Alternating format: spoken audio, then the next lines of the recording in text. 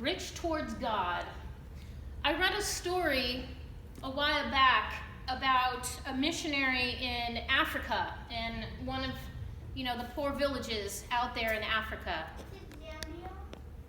I don't remember which, because it was a while ago that I read this. But the story that stayed with me is that the man had been with them a little while, not too long, and he had been into town and he had bought a whole bunch of food for himself, and in it he bought a bag or a basket of fruit that was common and popular in that region.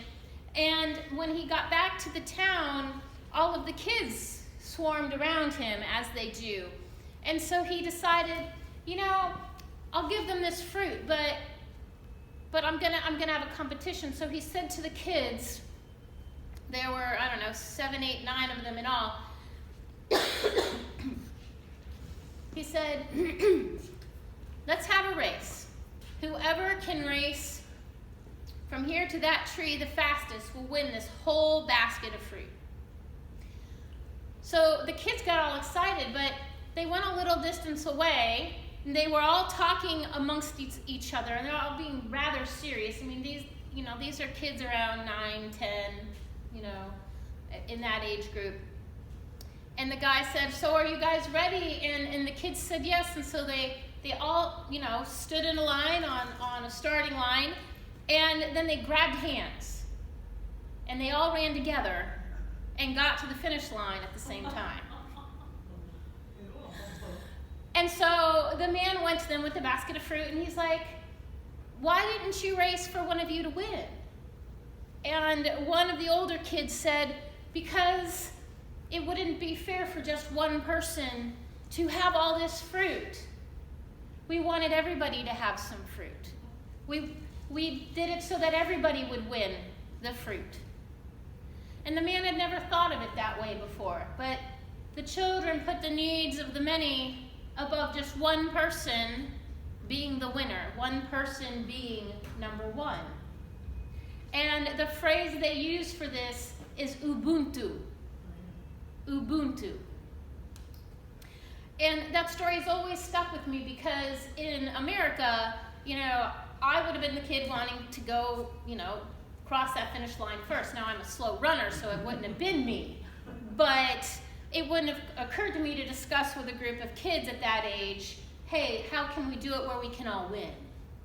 And yet, in this village that was poor, that valued everything that they did have, that's what the kids did. That was second nature to them. How can we do it so everybody wins? Ubuntu.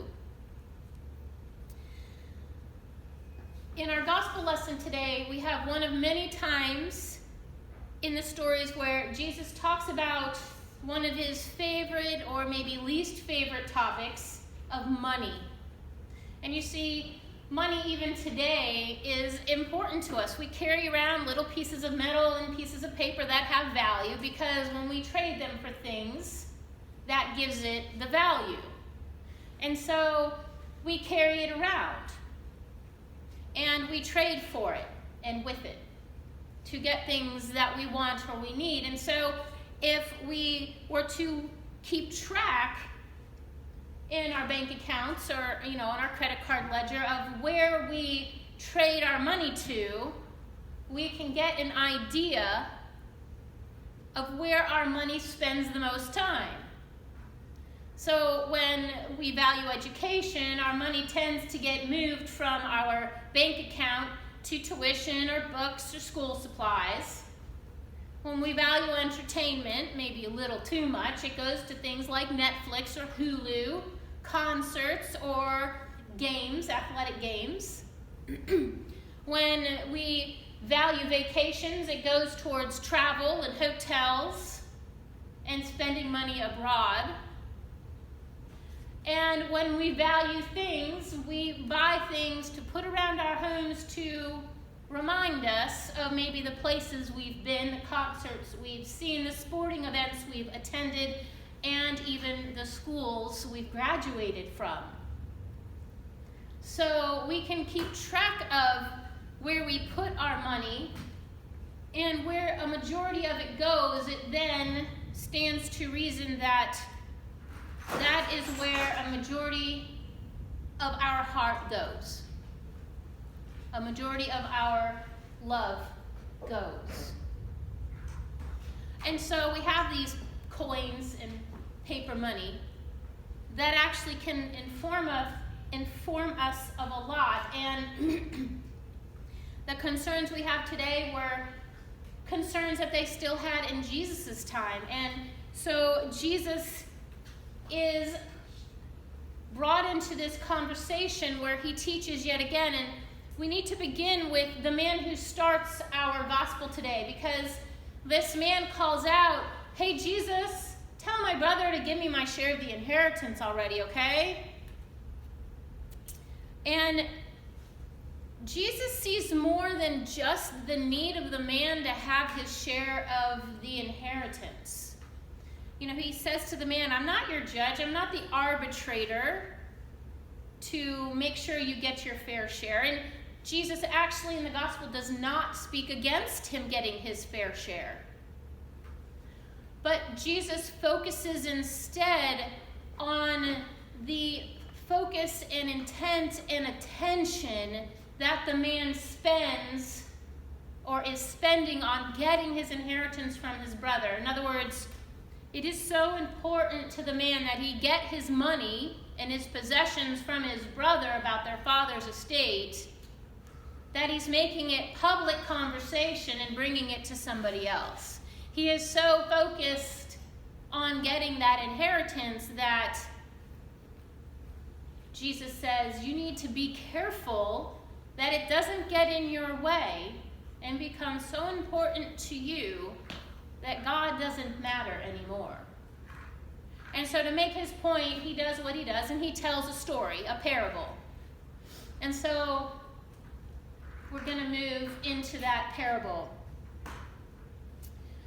A parable where Jesus talks about a man, and I want you to think about in the story, when does Jesus comment on the man being a fool? Okay, so just a brief recap. A man who's a farmer, obviously a good farmer, because he has an overabundance of crops. And the way it's worded, you kind of get the sense that he's been a prosperous farmer for a long time.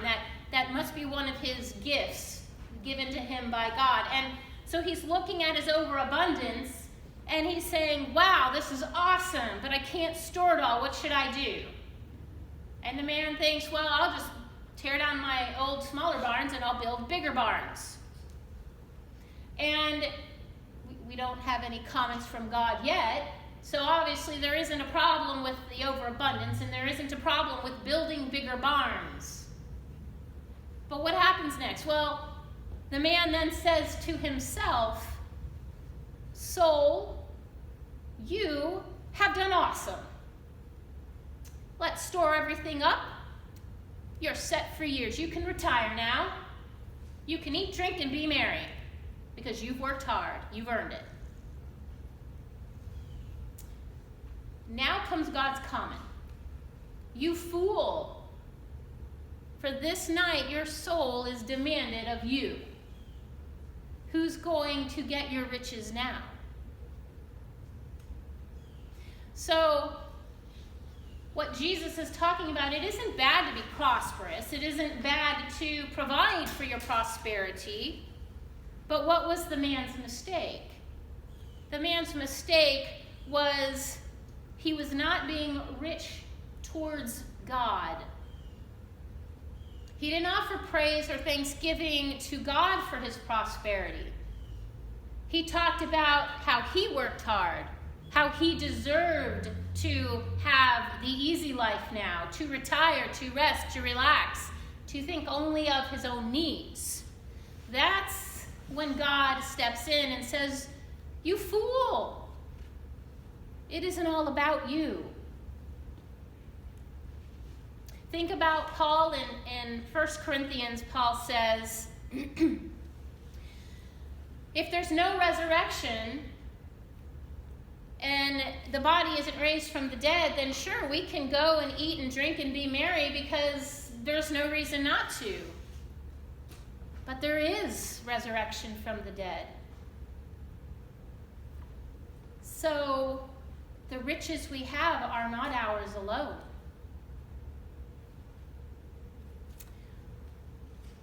Richness towards God. What do we do with that? How is it that this man is considered a fool? Well, Jesus is trying to teach that money can trick us. Money lies to us. Our possessions lie to us because, especially in our day and age when we can have so many things, I mean, think of the shows out there, Hoarders, okay, if any of you have seen that. It's very easy to accumulate things, and so possessions and money, they lie to us and tell us that the more you have, the better a life you've lived, the more real your life is. And Jesus is saying, you need to guard your heart against that, because the more you have, the more likely it will become more important to you than God. And indeed, the man in the parable has lived that out. He was so focused on his prosperity that he didn't think about God at all anymore. And it damned him. It made him a fool. So what are we supposed to do so that our money, our possessions, don't make us a fool? So that we don't fall into the trap of being or believing that what we have makes our life more real, more valuable, more of a commentary on how important we are. Well, there are a few things, and in this part I'm speaking to the choir because you're here. You spend time in study of God's Word. You spend time praying about your gifts and how to use God's gifts, not just for yourself, but for the wider community. You take time to trust that God will give you everything that you need. You tithe of your time and talents to the church so that the church can be a part of using its gifts to bring about God's kingdom. And last, you set out a plan so that your prosperity doesn't get the better of you. Well, what does that look like? Because I think that's the harder part. And I've got some examples that I've seen of that. And one of it is a pastor in a really large church received a nice salary, nice package from his church, and he and his wife lived on that. But he also was a book author, and they had started a nonprofit foundation that made profit, actually. But he had two things that actually brought in a lot of income, but he didn't keep any of the profit from his books or from this ministry for himself. Instead, he put all those profits back into the church, so that he and his wife just lived on what his salary was, not on any profits from the book deals or from this other ministry that they had in the community. But he put all of it back into the church and the ministries from which it came. Or a businessman who makes not just his salary, but makes additional profit, putting that money back to create more jobs, to create programs for continued education or the betterment for the people in his country, or to bring more people in or to educate them. That would be an example. And then one example that I'm sure all of us have seen at one point or another on the news, and I'm not sure this is how it started. This is the story that sticks in my mind because it's the first time I heard of it. is there was a man whose father was a veteran, and he died. And I don't think that this father was homeless. That's a part of the story I don't remember. And I tried looking it up. I couldn't find the original story that I was thinking of. But the inheritance that he was left, he took and he bought an acre of land in a place that was easily walkable to stores and social services and stuff near the downtown area. He bought an acre of land, and he built for homeless vets those little mini houses that you see on the home and garden channels. You know, they're like 200 square feet, and they have, you know, a bed and a bathroom and a little kitchenette in it. And he built like 12, 15 of them on this plot of land. And he worked with the local veteran organization so that homeless vets could have a place to stay. And he did that in his father's memory. And that plan has actually taken shape. When I was looking for my original article of what I read on it, they're all around the country now. Even Canada is doing it. And it's a neat way that this man chose to give back, and it's caught on to other cities and other countries even around the world as a way to take care of the people who have less than we do.